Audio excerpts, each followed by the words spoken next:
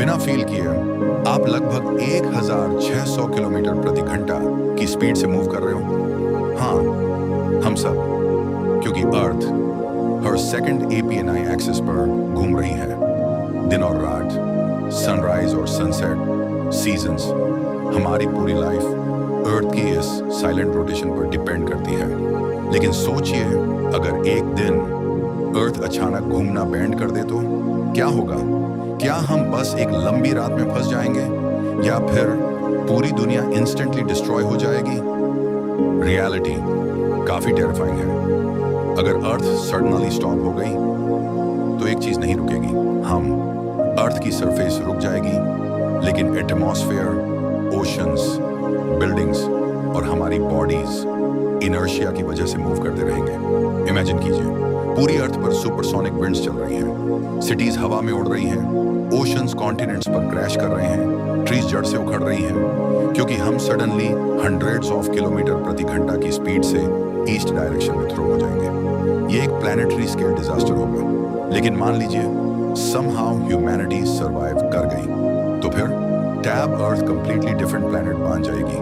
आज अर्थ 24 घंटे में एक रोटेशन कंप्लीट करती है, लेकिन अगर रोटेशन बैंड हो गई तो अर्थ का एक साइड हमेशा सन की तरफ रहेगा और दूसरा साइड हमेशा डार्कनेस में। यानी एक साइड एंडलेस डे, दूसरी साइड एंडलेस नाइट। सन फेसिंग साइड पर टेम्परेचर्स इतने हाई हो सकते हैं कि ओशंस इवेपोरेट होने लगे, और डार्क साइड पर टेम्परेचर्स -100s तक गिर सकते हैं।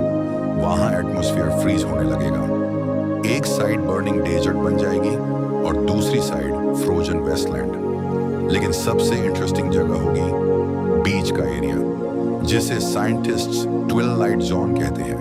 ना पूरा दिन ना पूरी रात, शायद वही ह्यूमैनिटी सरवाइव कर सके। लेकिन अर्थ का रोटेशन सिर्फ दिन रात के लिए इंपॉर्टेंट नहीं है। रोटेशन हमारे मैग्नेटिक फील्ड को भी इन्फ्लुएंस करता है, और मैग्नेटिक फील्ड अर्थ की इनविजिबल शील्ड है। ये हमें डेंजरस सोलर रेडिएशन से प्रोटेक्ट करती है। अगर अर्थ का कोर और रोटेशन अफेक्ट हुआ तो मैग्नेटिक फील्ड वीक हो सकती है, और फिर हार्मफुल कॉस्मिक रेडिएशन डायरेक्टली अर्थ तक पहुंचने लगेगी। लेकिन यहाँ एक और स्ट्रेंज बात है, अर्थ की रोटेशन एक्चुअली स्लो हो रही है, बहुत बहुत धीरे। दिन मिलियंस ऑफ ईयर्स पहले आज से छोटे होते थे। डायनासोर्स के टाइम पर एक दिन लगभग 30 घंटे का होता था, और बिलियंस ऑफ ईयर्स फ्यूचर में अर्थ टाइडली लॉक भी हो सकती है, एग्जैक्टली मून की तरह, जो हमेशा अपना एक ही साइड अर्थ को दिखाता है। मतलब जो इम्पॉसिबल लगता है यूनिवर्स के स्केल पर, शायद एक दिन रियलिटी बन सकता है। और शायद इसी वजह से हमारी एग्जिस्टेंस इतनी स्पेशल है। अर्थ परफेक्ट नहीं है, लेकिन अभी के लिए ये इनक्रेडिबली बैलेंस्ड है।